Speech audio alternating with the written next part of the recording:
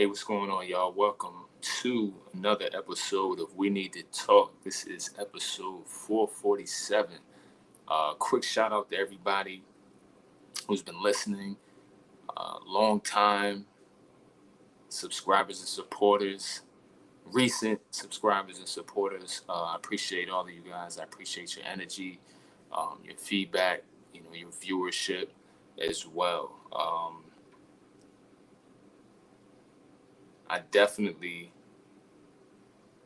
enjoy everything that I'm doing. I definitely want to keep the momentum going. Right now we're right about that halfway point of the year. Hopefully you guys have accomplished a lot of things internally and externally, or at minimum have your sights set on what you would like to manifest, areas you would like to grow in, and what you would like uh, for yourself and for your future.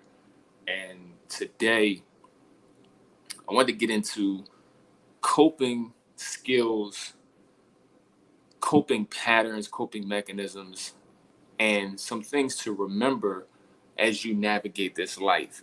It becomes very difficult to achieve and to gain and to evolve and to grow when things around you make it more difficult, when things happen to you, when things are taken from you, when the climate and conditions are made more difficult and hardships occur. It can test your endurance, it can test your faith, and it can test your mental and emotional state. So today I definitely wanted to just shed some light on ways that we can cope better, and some awareness on just some of the coping styles that exist. So first, some people cope one way, some people cope other ways. And I think that just for clarity's sake, we can split it down into two main coping patterns that I see.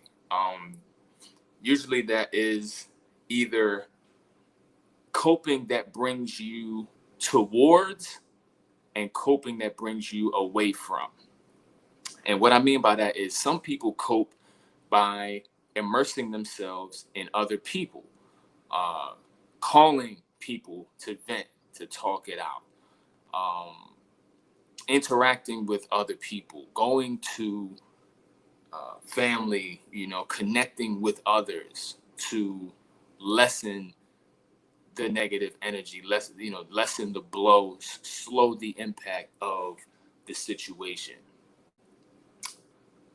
Some of us cope by withdrawing. Some of us search within for answers, or we deal with or manage difficult emotions within, you know, by isolating, by withdrawing from the group, by hiding um, from other people and working it out on our own.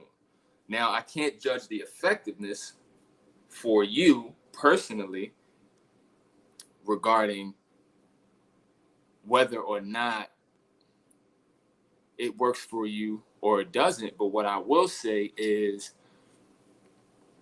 if we're asking which one is better, I would answer in my traditional way is, we need to focus on balance. And I think that, you know, there's benefits on both sides. If we are always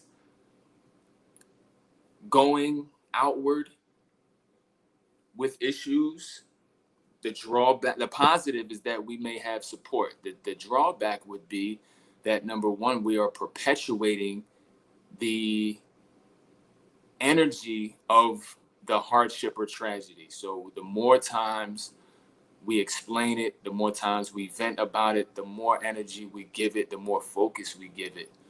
And we can put ourselves in a difficult pattern when it comes to that. And also depending on who we vent to, depending on who we connect with, we can get bad advice We can be in a situation where we're steered in the wrong direction.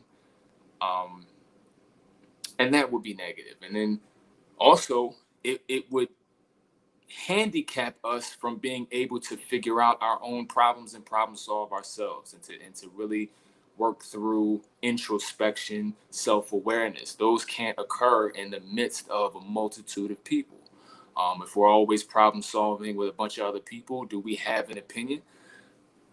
Can we generate ideas and things like that? So in an extreme form, it can have drawbacks. And there's also drawbacks and benefits with isolation. Number one, the benefit is being self-reliant in your coping. You can build confidence and you can gain answers. You can gain data that will help you in future situations. And you can build capacity to deal with and heal through certain situations based on the ideas that you come up with, based on the self-awareness that's generated, based on the introspective state of mind that you get into. And it can help you avoid different things in the future. You don't have to worry about outside opinions. Now, the negative with that is that you don't have outside support. If nobody knows you're going through something, you don't necessarily have anybody able to help, able to offer different perspectives than yours, or able to help you get out of your own head when you're over analyzing certain things. So that can be a difficult drawback.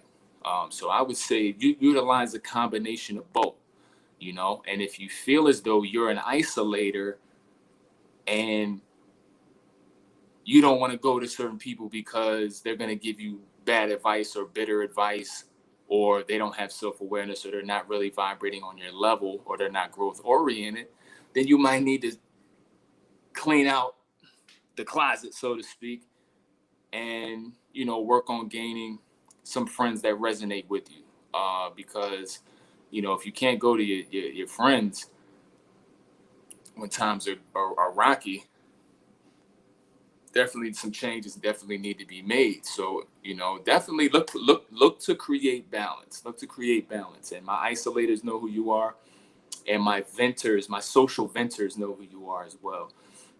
But I think we can all use a little bit of balance to just shake things up. And in addition, I will say that one critical thing before I leave you guys, as far as coping is concerned, that is very much helpful, is focusing on what can be gained from each experience that causes us to need coping in the first place. If something negative happens, how do we deal with it? How do we interpret it? Because how we think about it informs how we feel about it. If we have a enlightened perspective and a positive based, advantage based perspective on something, it's impossible to feel negative about something you interpret as positive. So if we're really looking at it, one of the biggest keys that I can leave you guys with is slow your process down. A lot of times, a lot of us are slaves to pattern. A lot of times we go through certain types of things that we go through before, and our automatic response is complaining, keeping the energy going, speaking on it over and over again, and being negative and pointing out other negative things about life, and finding somebody to share the misery with and complain about more situations, and just allow your day or week or month to be ruined. And to break the pattern, you have to break the habit, and you have to change the process. You have to slow the process down, identify what is the particular thing that has happened that's triggering these thoughts, and how can that particular situation be used in your favor, be used towards your goals, be used in your favor. And that's an awkward stance for a lot of people. It's a difficult place to be. It's a difficult reaction because it's not necessarily normal, but at the same time, or the old normal. but it's highly effective, highly important, and can be incredibly life-changing.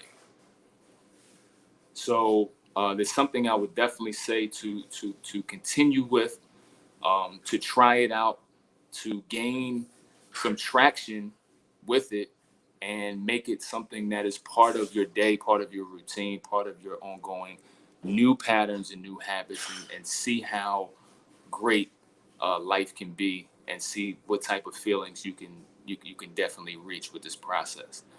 So thank you guys for listening. Thank you for tapping in with me.